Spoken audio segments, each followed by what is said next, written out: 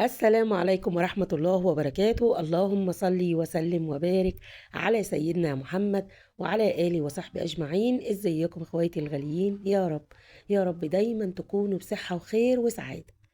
طبعا في البداية عايزة أقول لكم ما تحرمش أبدا منكم ولا من دعواتكم ولا من نصايحكم. وفي بداية الفيديو ده أنا عايزة أقدم الشكر لحبيبة قلبي اللي دخلت لي من فيديوهين تقريبا وقالت لي يا نونا عليكي بالشاي على الحامض اللي هو الليمون يعني عندنا والزنجبيل. انا بيني وما بينكم يعني قريت الكومنت كده وقلت ايه حامض دي انا معدة إيه، انا مش مستحمله باخد مسكنات كتير.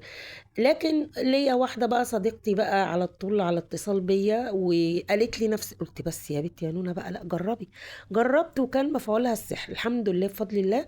انا حاسه ان انا احسن ويمكن صوتي شويه كده بس احسن بفضل الله. فمن هنا بشكرك يا حبيبه قلبي، ربنا يخليكي. وانا عارفه هي من الناس المقيمين عندي في قنواتي والمحبين لفيديوهاتي، وانا كمان ببادلها نفس الحب. ربنا يخليكي انتي وكل حبايب قلبي اللي نصحوني بقى بالاعشاب وبالدافي وبكل اللي انتوا قلتوه على راسي. حبكم جوه قلبي ومالي عيوني ومنور قنواتي، ودايما هفضل بيكوا وليكوا. عشان كده دايما هقول لكم ادعموا اختكم باللايكات والكومنتات، لان الفيديو اللي نزلت بيه امبارح الحقيقة انا زعلانة جدا. كمية الإبلاغات والأذية كانت امبارح بدري بدري يا ولاد، من أول ما العرض كان شغال. ولكن بفضل الله ولله الحمد كل شيء بقدر الله. ودايما بقول لعله خير. يلا مش عايزين نرغي كتير، لايكات كومنتات، ادخلوا الفيديو معايا وركزوا يا حلوين بقى وقولوا لي صح الكلام ولا الكلام ايه بالظبط. هنصلي على رسول الله. والنهارده بما اني حاسه اني الحمد لله وبفضل الله احسن، قلت اروح انكد على نفسي الاول، اخد الجرعه الحزن المغلي وبعدين اروح افرفش واخد اخواتي وحبايبي الفرافيش اللي بيحبوا الفرفشه زي نونا. معلش هنعدي بس على محطه النكد الازلي. هنروح فين يا نونا؟ هنروح لزيزي بولك. الست زيزي بعد ما طلعت شردت لابو الولاد، ابو سوري البنات يعني خالد، وقلنا ما ينفعش وما يصحش وعشان بناتك وسمعة بناتك. مش عاجبها الكلام، هي تسكت زيزي والله ما تسكت. لقيتها منزلة فيديو ولبسنا فيها بقى ايه اللبس كده واللوك بتاع الصعايدة لما يكونوا رايحين يدفنوا ميت. مع احترامي طبعا للصعايدة، دول اهلي وصحابي وحبايبي وعلى راسي واجدع ناس واحسن ستات.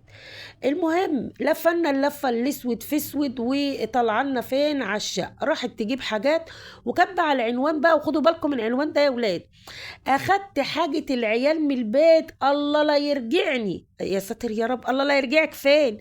للشقه ولا الله لا يرجعك خالص بعد الشر يعني عليك يا زيزي؟ يا بنتي نقي الفاظك. قلنا لكم بلاش بس ما علينا. بس عارفين يا ولاد، وفي البدايه كده ولان الحمد لله اختكم يعني نوعا ما عندها قوة ملاحظة، الفيديو ده بالذات كشف لي وانا ما كنتش محتاجة يعني عشان اكتشف ده. كلنا خلاص بصمنا بالعشرين 10 رجل و10 ايد يا زيزي انك ممثلة وبتلعبي على المتابع. ليه؟ لان الجزء الاولاني من الفيديو وهي رايحة بقى داخلة الشقة وبتورينا بقى ايه ركام الحرب اللي كان عاملها معاها سي الاستاذ ترقة لما كسر وهبد، وداخلة بتقول كل شيء باظ باظ. الله لا يرجعني ليها تاني، الله لا يرجعني، الله لا يرجعك لينا احنا في القناة تاني يا شيخة. يا شيخة ده انت تعبتي. بص اهو زوري ابتدى يتحش تاني يا بنتي يا زيزي. ايه بقى الاونطه اللي عاملاها زيزي وهي في العربيه وهي في اللقطه الاولانيه بتاعت الشقه؟ كانت ما شاء الله الميك اب الرموش اسمها ايه يا ولاد، الحوافر، انا بسميها حوافر، الضوافر. جت بقى في الجزء التاني من الليالي الحلميه بتاع الفيديو عشان تقعد تشكلنا بقى الهم والدنيا والدين، لقيناها بقى مغيره لفه الطرحه وشايله الرموش وشايله الضوافر. عشان لما تيجي تتكلم ونقول لها يا اختي ما انت عامله ومسويه. اهدى يا بت، يا بت خلاص يا بت حفظناك. عرفتوا ليه بقى ان القنوات دي الناس بتدخل وبتتابعها وبتعمل لها مشاهدات، يقولوا لك إيه اللي يخلينا ندخل نتفرج على مسلسلات وأفلام في التلفزيون متعادة ومهروسة وأفكارها محفوظة 100,000 مرة؟ ما تخلونا ورا الناس دول يا خال، أو حتى لو بيكذبوا علينا أهم بيسلون. وقد كان زيزي ابتدت بقى تقول لكم إن البنات قالوا لها يا مامي يا مامي بابي، قلنا له على التابات بتاعتنا عشان نلعب، وبابي بابي مين الأول بقى يا ولاد؟ بابي طارق. هي كل واحدة تتجوز جوازة تانية ويكون معاها بنات ولا ولاد من الأولاني لازم يقولوا لجوز مامتهم يا بابي؟ وزي لافا كده ما بتقول للعرباوي يا بابا؟ هو انتوا في ايه يا جدعان؟ ده حتى يعني اولا ده كذب طبعا، ولان عمر الاب ما هيساوي جوز الام ولا الكلام الفاضي ده. ثانيا ما تعوديش ولادك يقولوا لحد غير ابوهم وامهم يا بابا ويا ماما، ده حتى نفسيا مش صح. لان زي ما بيقول المثل كده في البلد عندنا، حننوني ودلعوني وما اعرفش غير اللي خلفوني. اه والله. ولينا بقى في الموضوع ده واقفه في اخر الفيديو مع الست ام لافا. ولكن هي زيزي دي قعدت بقى تحكي لنا وتقول لنا البنات وعايزين التاب، وقلت لهم كلموه، وانا كلمته وقلت له البنات عايزين التابات.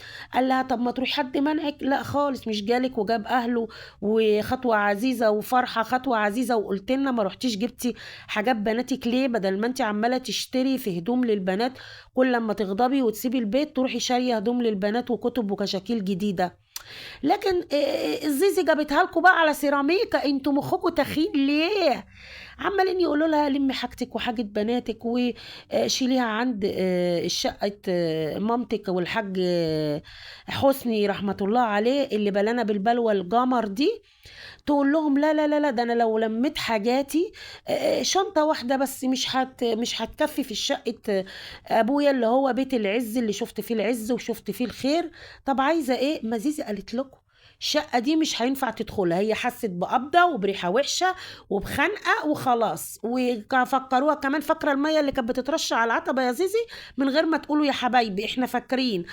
يعني معمول لها اعمال وخلاص. الذكريات المأساوية اللي هي عاشتها جوه الشقة مع طروقة، ويعني خلاص ما فيش غير ان زيزي لازم يجاب لها شقة عشان تقعد فيها هي وبناتها. وداخله بقى تعرفنا وتورينا ان يعني الناس اللي بتقول لها انت فضحتي ابو بناتك، لا يا حبايبي كل حاجه يعني على عينك يا تاجر، والناس كلها عارفه. وبناتي دول مين اللي هيكلمهم؟ زمايلهم في المدرسه الصغيرين. هيبقى مين بقى اللي قايل لهم؟ امهاتهم. عليا انا بقى بيهم يا ولاد بقى، يقولي وانا اطلع الموس ايه ده؟ ايه يا زيزي؟ هو اللي هيجي من العيال الصغيرة اللي هيعاير بناتك هتقولي له مامته مين وهاتلي عنوانه واروح اتخانق معاه؟ كلام مش منطقي. ولكن زي ما بيقولوا هي كل الناس اخدت بالها ان هي عايزة تشوه صورة طليقها اكتر واكتر وتلمع في طروقة.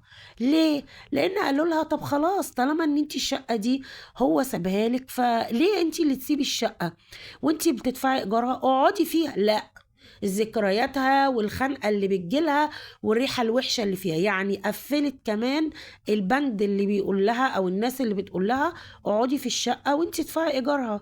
خلاص يعني بانت زيزي عايزة ايه، غير ان هي قالت لكم لا بتتمحك في ابو الولد، لو هي عايزة كانت رجعت.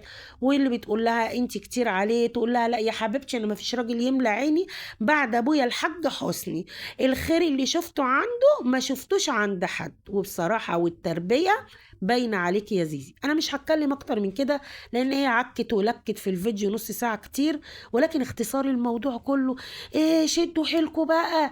زيزي عايزه شقه ليها وللشويه يعني عيالها اللي عماله يعني محتاسه بيهم دول. اصحاب القلوب الضعيفه الرهيفه يساعدوا جيجي مين يا نون؟ يساعدوا زيزي في ان هي تجيب شقه. وبما ان اختكم ملهاش خلق على الكآبة والخنقة دي ومش حباها، تعالوا نروح بقى نشوف دودو شانل، واللي تقريبا نفس الحوارات بتاعت ست الأستاذة زيزي، بس دي بقى ولا عايزة شقة ولا عايزة عربية. الحمد لله اللهم بارك، ربنا مديها ومراضيها وموسع عليها. كل اللي عايزاه ان هي عامله لنا من مشاكلها هي وسي أستاذ غزة ماتيريال لفيديوهاتها وعناوين اللي عمالة تلقح فيها. من أول سألوني على جوزي، لا جوزي موجود بس مش موجود، لا جوزي مخنيش مش خاين بس هو مقلوب كده وبينام بره البيت. وبعدها فيديو بعنوان اللي عايزنا مش عارف مش محدش يعيش معانا غصب عنه. مش عارفة يا ولاد بيعملوا عناوين هي أمثال شعبية في الأساس. آخر فيديو بقى اللي نازلة بيه سابتها لنا ولا سابها لنا مخدرة، وكل واحد ينام على الجنب اللي يريحه. قلت بس اما اخش اشوف مالها فيه ايه، لقيت الولاد ربنا يخلي طبعا عاملين البيت كده. انا مبدئيا وقبل ما ابدا كلام عايزه اقول حاجه معلش بقى، بعيدا عن زيزي ودودو هو احنا ليه ما نعلمش ولادنا من وهم صغيرين النظام والنظافه؟ وعلى فكره ده ملوش علاقه بالسن، عشان ما تدخلش واحده تقول لي ولاد دودو صغيرين. لا مش صغيرين، بسم الله ما شاء الله بيتحركوا وبياكلوا وبيشربوا وبيدخلوا التواليت لوحدهم. يبقى يعرفوا ان هم بعد ما يلعبوا يلموا لعبهم، بعد ما ياكلوا يرموا الحاجات اللي اكلوا فيها بواقي الاكل او السندوتشات او ما شابه يعني في الباسكت. لكن ان احنا نشوف الزريبه دي عشان نعمل فيديو روتين وسحله معاكي نور اختك دي على طول، بصراحه مش عاجبني الموضوع ده، ولا هو دلع ولا هو حنيه. انا اعتقد ده ان يعني ده عدم نظافه. الام لو واخده عن النظام والنظافه بتعود ولادها، فبالتبعيه بتبقى الدنيا على طول كده ايه يعني ظابطه. معرفش يمكن انا عشان ليا دماغ في الحته دي بالذات، قولوا لي انتوا رايكم يعني. المهم ان انا لقيتها بتتكلم وبتلمح ان هي طالعه يعني مصيف وهتوديهم مصيف. لا المصيف اتلغى، وبصيت لقيتها اتقلبت الى خروجه مع والدتها واخواتها في تقريبا جنينه بتقول عند التجنيد، وفيها حمام سباحه، ويعني قضت اليوم لذيذ ظريف جميل. طب ايه اللي استفدناه من الفيديو؟ مفيش اي حاجه غير ان هي عايزه برضو تلمح لنا ان هي هتعيش حياتها، حتى لو بقى هو مديها كده التلاهي ومديها الطرشه وما احناش عارفين. على فكره يا جماعه ممكن كل اللي بتعمله دودو ده وغزة يبقى موجود وعايش والدنيا زبادي خلاط، او حتى غضبان وسايب البيت بس مش عارفين السبب ايه ومش عايزين نعرفه. وكان ممكن ما نلمحش بيه لو انت بتقدمي فيديوهاتك عادي وهو الراجل في شغله مش اساسي انه يبقى موجود معاكي في الفيديوهات يا دودو. لكن هنقول ايه، خرجتنا شوية وضحكت علينا برضو وسرحت بينا شوية. تعالوا بقى نروح نفرح ونتهوى ونزقطت مع البت نوجة. قلب اختك حطي لايك انت وهي. نوجة طبعا بنت البلد بصراحة، بعيدا عن كذبها بقى والافلام برضو والسرح بالمتابعين. خلاص يا ولاد قلت لكم هم خلاص يعني بقوا عارفين ان المتابعين دول طيبين قوي يا خال، وبيتعاطفوا معانا وبيحنوا علينا بقى بهدايا بشقق بكذا بمذا. فعادي ايه المشكلة؟ واي نوت. ابتدت بعد ما لقحت على مشكلتها مع اخت جوزها تجهز بقى الشنط والدنيا وهتسيب البيت وهتمشي، عشان الناس تدخل تفتكر لا قدر الله حصل مشكلة بينها وبين ابو زياد. لا ربنا يخليه لها طبعا ويعني يهدي سرهم. ابتدت تحضر لمصيف كده على السريع، قالت كام يوم كده وعشان كام يوم ومش هنطول، فهي ولا هتاخد اكل ولا شرب معاها، ويا دوبك بس هدوم وحاجات ولوازم ليها وللولاد. وورتنا الفيديو بتاع مشتريات التجهيز للمصيف. وانا بيني وما بينكم يا ولاد بحب اتفرج على الحاجات دي عشان بتفكرني بقى يعني المصيف والبتاع. احنا لسه بس بالنسبه لنا احنا في ناس اهي طلعت اهي. انا عايزه قبل ما ابدا بس في الكلام في الفيديو بتاع نوجة، حد بس ينده لنا والنبي بالله عليكم على الحاجة بطاطا بس والجماعة بتوع الحفرية يجوا بس يطلوا معانا طلة على الفيديو ده. الفيديو اللي نزلت بيه نوجة وكتبت في العنوان ريحت نفسي منهم وخالي ما قصرش معايا. بس قلت بس اهدى يا بنتي يا نوجة، خالك ايه يا بنت تكونيش اتخانقتي وجبتي خالك انت رخرة زي زيزي وخالها عاطف؟ قالت لك لا احنا لمينا كده لمتنا انا واختي وولاد اختي ورايحين نقعد في المرة دي بقى اسكندرية، مش هتنزل بقى في خالد بن الوليد وميامي والعصافرة وكده يعني في البلد تحت، لا طلع المعمورة. والست ريحت دماغها، جابت من الناحية يا ولاد. قالت لكم شاليه كده في قرية سياحية زي اللي كانت طالعه فيهم ام لافا كده والحفريه السنه اللي فاتت. وهنطلع بقى ونقعد ونبلبط بلابيط بقى وهنصور ويبصوا. انا بصراحة الفيديو ده من اوله لاخره اتفرجت عليه، ولا جريت ولا سرعت. ليه؟ المنظر في المعمورة بالذات يعني بصراحة بيجمع البحر والخضرة والوجه الحسن. لو انا بقى هناك بقى كده، ها، بدل اختكم نوجة نوجة، ولو معاكم بقى الحاج صاحب البيت وعيالنا بقى واختي كده معايا ولا صاحبتي، والناس الحلوة اللي بتحب الفرفشة والنعناشة كده، مش الكئبة اللي عمالة تدور هتاكل ايه وبكام اللي يطلع المصيف يا جماعة لو حسبها ماشي بنحسبها. ما انا مش هقول لكم انا بطلع المصيف يعني فاهمين بننظمها، بس مش لا. البت ريحت نفسها نوج. وبعدين يا حاجه بطاطا تعالي بصي وشوفي، نوجه دخلت المطبخ لقيت طبعا ما فيش معالق كافيه، جابت 6 معالق.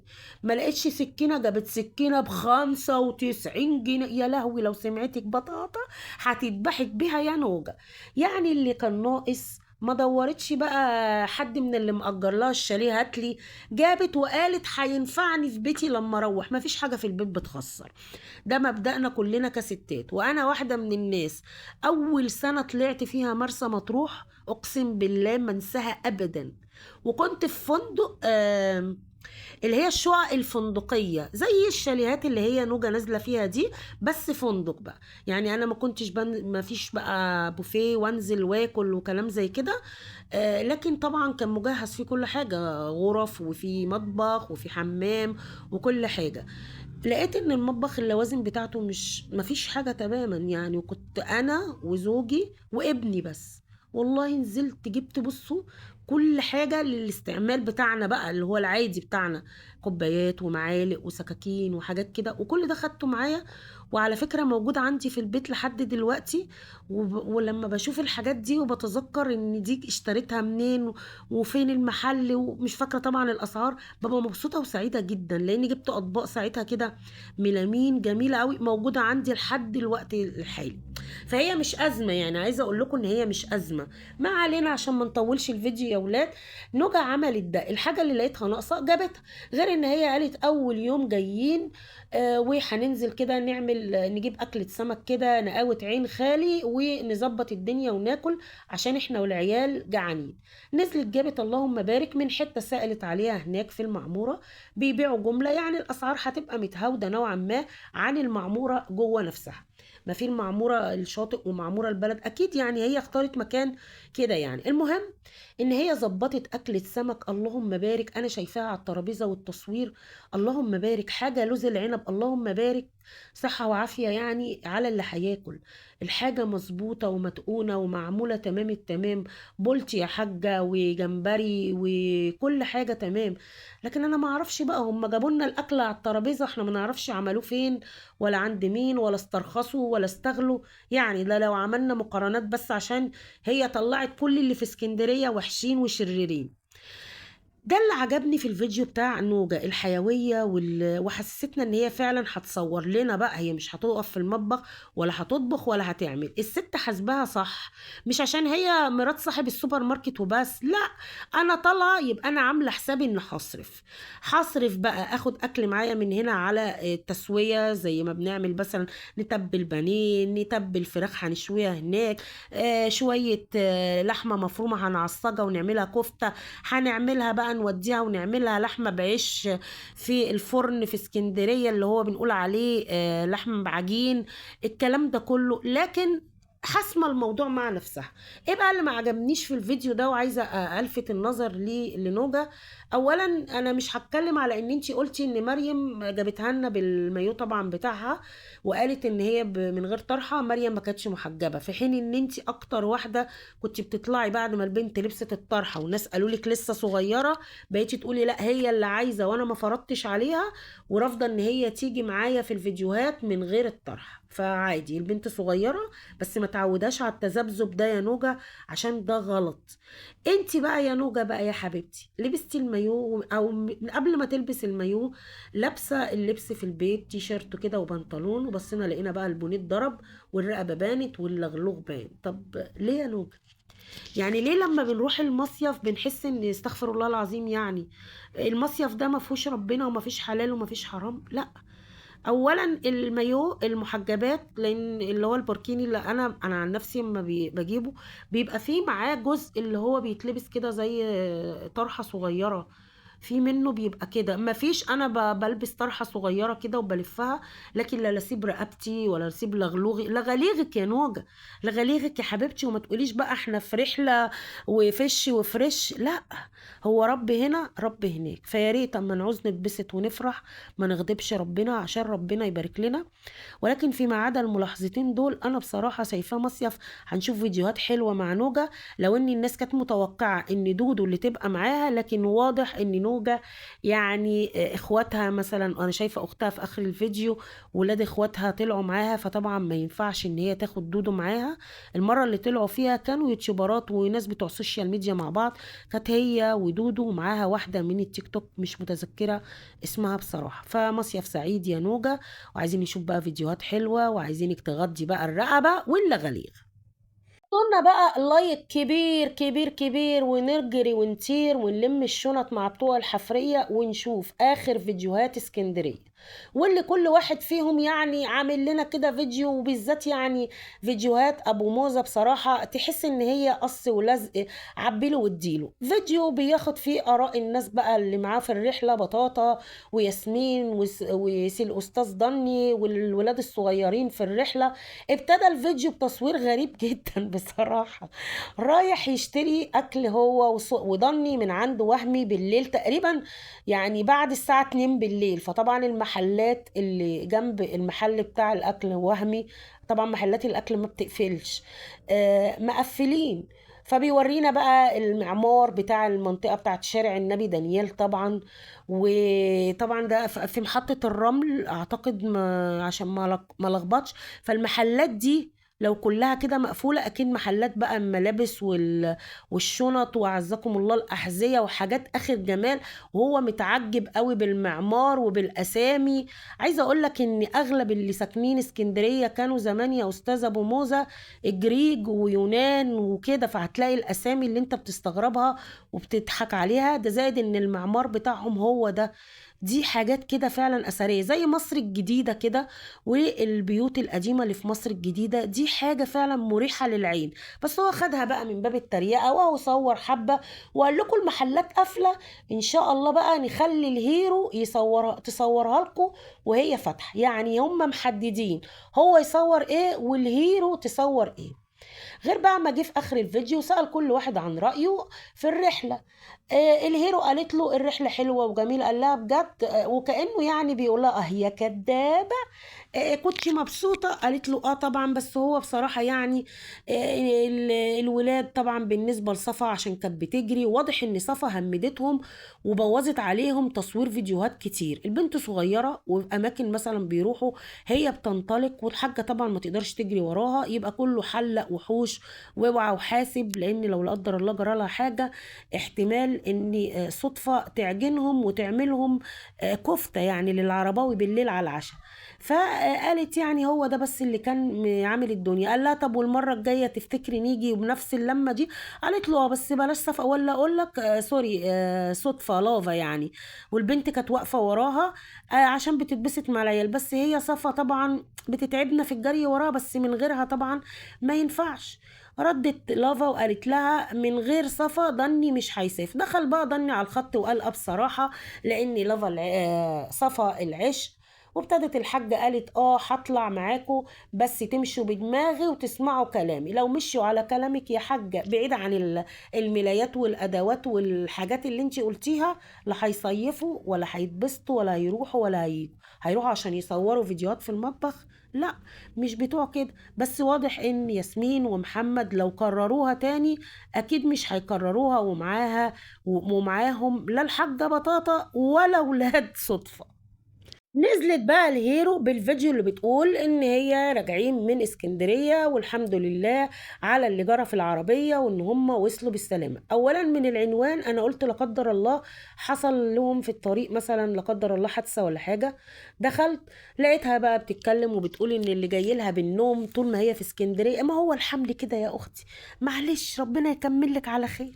وابتدت بقى تتكلم ان هم خلاص اخر يوم ليهم وهيروحوا بقى حلقة السمك عشان يجيبوا السمك اللي طلبته ام وليد. هما راحوا على حلقة السمك في بحري وقبلها راحوا جابوا السندوتشات من جاد. والسندوتشات بقى هنا بقى كل واحد على ابوه. انا كان بيجيب لها هي والحاجة السندوتشات، ومحمد تقريبا كان بيجيب جزء، انا مش عارفة بصراحة الانقسام ده كان كل واحد بيجيب على حسابه ولا ايه. ما علينا. الحاجة كالمعتاد طبعا يعني ما خلتش حاجة في اسكندرية في الاكل والشرب كويس. قالت لك السندوتشات دي حلوة، بس هي حلوة على قد ما خدوا يا فلوسها يا ياسمين. سندوتش البطاطس بالكشطة ب25 جنيه. وما حبيتش برضو تزعل الاسكندرانية وتقول لهم انتوا اكلكم حلو، لا. قالت لها بصي اتفضل اهو بابا غنوج دلع. عايزه اقول لك يا حاجه بابا غنوج بالذات يعني هو لازم يبقى فيه تسكيره كده يعني بصي انا يمكن انا عشان بحب الملح القليل يا ولاد، ما علينا. المهم يا حاجة عايزة اقولك ان هي ما بتتحسبش برضو كده. زي ما كنت لسه بتكلم على نوجة، اللي هيطلع مصيف ويحسبها بالتدقيق قوي قوي كده اكيد مش هيستمتع. وبقى بعد السندوتشات لحلقة السمك. طبعا على بال ما راحوا كانت الساعة تقريبا 10 الصبح. حلقة السمك دي عايزة يعني قبل ما تصلي الفجر تصلي الفجر هناك يا حاج. ليه؟ لأن بتبقى الصبح بدري جدا، الصيادين بيطلعوا بالمراكب ويرجعوا بخير البحر، طبعا ربنا يزيدهم يا رب ويرزقهم من واسع فضله. وبينزلوا بقى بالبوكسات بتاعتهم، في بيفرزوا وفي بيبيعوا البوكس كده عشوائي على بعضه مزادات الاول. واللي انت اشتريتي منه ده بقى اللي بعد ما خلصت المزادات والبيع بقى كده اللي هو بيبقى عليه مزاد بقى. البوكس ده كله جمبري، البوكس ده كله مش عارف ايه، البوكس ده مخلط. فانت رايحة في الاخر والناس بتبقى عايزة فاضل معاها الحبة دول، ويمكن دول السريحة اللي بياخدوا من المزادات ويبيعوا. لان احنا لو شفنا المزادات هنلاقي في ستات هناك بحلل وتشوط وحاجات بيشتروا وبياخدوا الحاجات دي ويسترزقوا منها يعني من ايد لايد. فانت اللي وقعتي معاهم دول اكيد من النوعية دي. راحت الستكم الحاجة بقى بطاطا عصارتهم زيادة يا ولاد. قالت لكم ما اعرفش ايه ب300 وانا خدته ب100 مش عارف ايه كان هو عموما هو ايوه بيبقى فيه فصال. لكن انتي قلتي في الفيديو بتاعك انك مش عارف فصلتي ايه لراجل قالك طيب 150، قلتي له لا 100، فضل رايح وجاي ورايح وجاي والاخر اداكي ب100. لا تبخسوا للناس اشياءهم يا حاجه، دي حاجه. الحاجه التانية اللهم بارك انتوا اشتريتوا انواع كتيره وما انتوش عارفين حاجات فيها كتير ب500 جنيه، فيعني ما تتشطروش على الناس قوي كده. حرام يا حاجة. ايوه بنفاصل وايوه بيبقى فيه فصال، لكن انت عصرتيهم. يعني احنا شايفين في فيديو ياسمين وهي قاعدة في العربية وعمالة هي اللي واقفة بتتكلم، ضني واحمد مع ابو موزة ملهمش دعوة. فالحاجة راجعة بشروة سمك مشكل، جمبري بقى على اسمه ايه يا ولاد، على كابوريا، على مرجان، على مكرونة. المهم ما لقيتش البولتي اللي عشان ام وليد تقدري تديلها مرجان او مكرونه او اي حاجه من اللي بتتقلي دي. الحاجات دي احلى كمان من بولتي. وبعدين البولتي مش هتلاقيه متوفر قوي لان اغلب البولتي اللي عندنا هنا يا نيلي يا مزارع. في الحلقه هناك هتلاقي البولتي البحري وده ما بيبقاش كتير وحجمه ما بيبقاش كبير. وبعدين نزلت لنا برضو بالفيديو بتاعها اللي بتورينا الحاجة بقى وبتقول ان بحمد اشتري حنيشة اللي هي التعابين ومش عارفة تتعمل ازاي وادالها واحدة كده واحدة هدية. يا حاجة نصيحة، الحنيشة دي تعمليها طاجين. وحبايبي بقى واهلي في بحري واسكندرية عارفين طاجن كده بالبطاطس بالجزر بالبصل، لانه دسم جدا بصراحة وصعب ان في ناس بتاكله مقلي طبعا. كان والدي رحمة الله عليه بيحبه مقلي، لكن هو كده طاجن كده ولا صينية اتفرجي عليه عامل ازاي. طبعا بقى هروح لاستقبال صدوف لبناتها، والعنوان اللي ما كانش ماشي خالص مع محتوى الفيديو، اللي هو بتقول لكم يعني اللقاء بالعيال، اللقاء الحار. مش عارفه، انا مش لاقيه العنوان دلوقتي قدامي يا ولاد، كان قدامي اللي هو يعني اللقاء الحار بالعيال. فين ده بقى؟ ابتدت الفيديو وهي جايه من الشقه بتاعتها ورايحه لصفا، وصفا ولا كانها شايفاها. وبعدين خدت صفا بالكاميرا المان محمد ودخلت على العرباوي في اوضه النوم وعلى السرير، ويلا طب انتي عملت لنا ايموجي طبعا عشان اوراق سي الاستاذ العرباوي. كان ايه لازمتها اللقطه دي؟ طبعا نزلوا الناس عليها سلخ ان البنت ولا مهتمية ولا في حرارة على المقابلة، ولا هي سلمت على لافا ولا. نزلت لكم بكومنت وثبتته يعني كالمعتاد.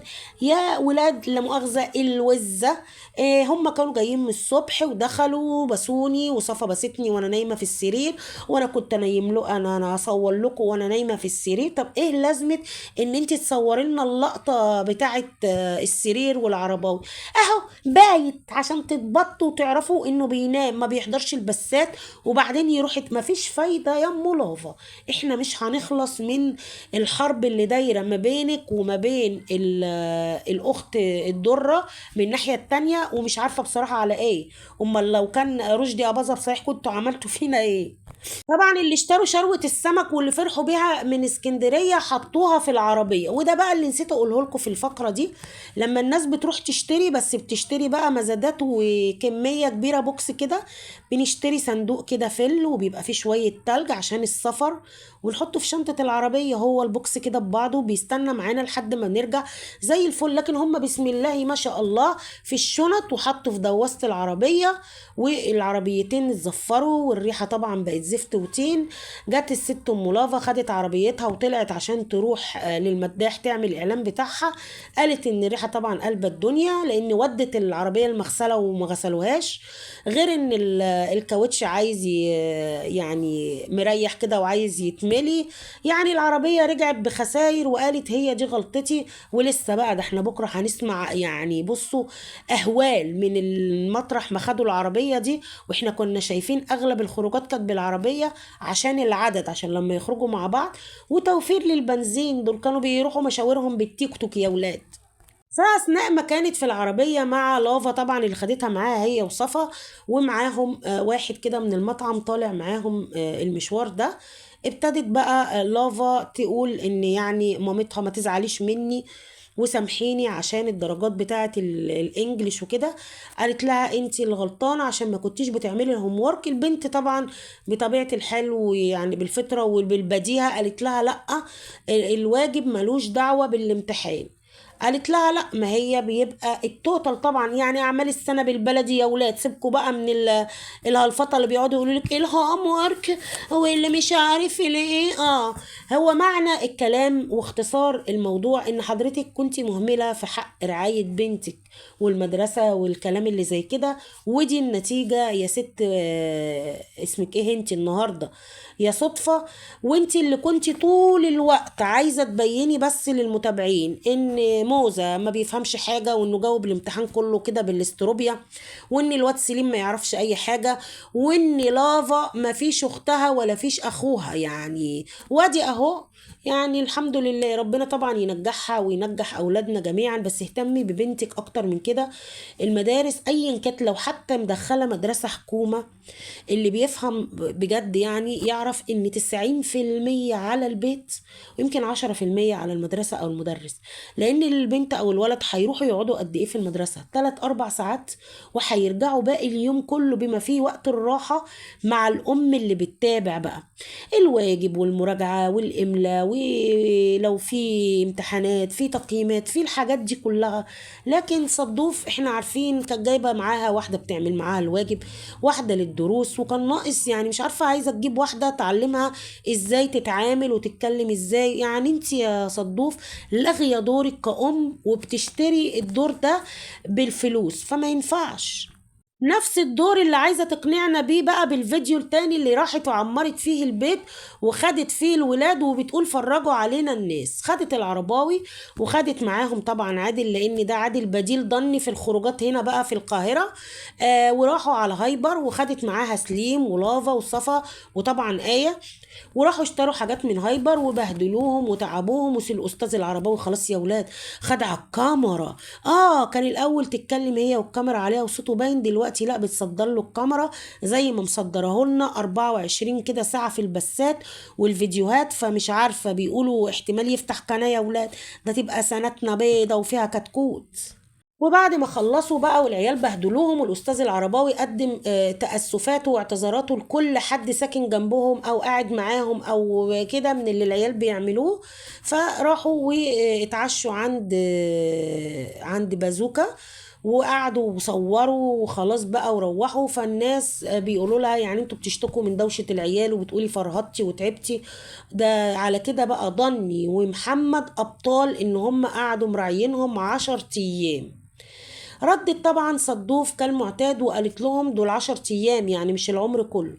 كمية الكومنتات اللي جت على الكومنت ده يا صدوف كلها كده يعني يعني بترمي على معنى واحد، ان انت فعلا بني ادمه ما بتشكريش فضل حد، ما بتشكريش حد، ومن لا يشكر الناس لا يشكر الله. وده مش جديد عليكي، ولكن عادي، انت مفيش حد خليتيه واقف جنبك ولا بيعمل معاكي حاجه.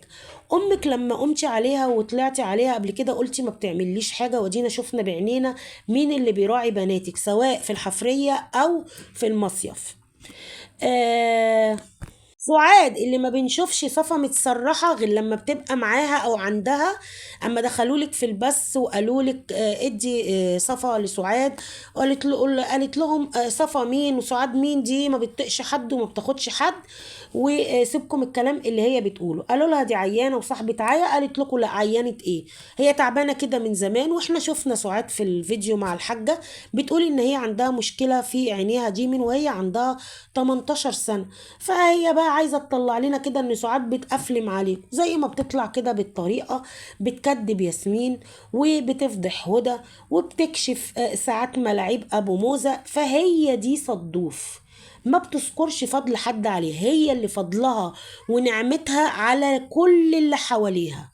لكن كان لازم الفيديو ده يتعمل عشان نشوف حنية العرباوي على لافا الصغيرة، وان هو يعني بينزلها من العربية وبيشتري لها معرفش ايه، وهي بتقول له ما تاخدش الفيزا عشان بيخربوا بيتك بالمشتريات، والشريط اللي وريته لنا بتاع مشتريات هايبر.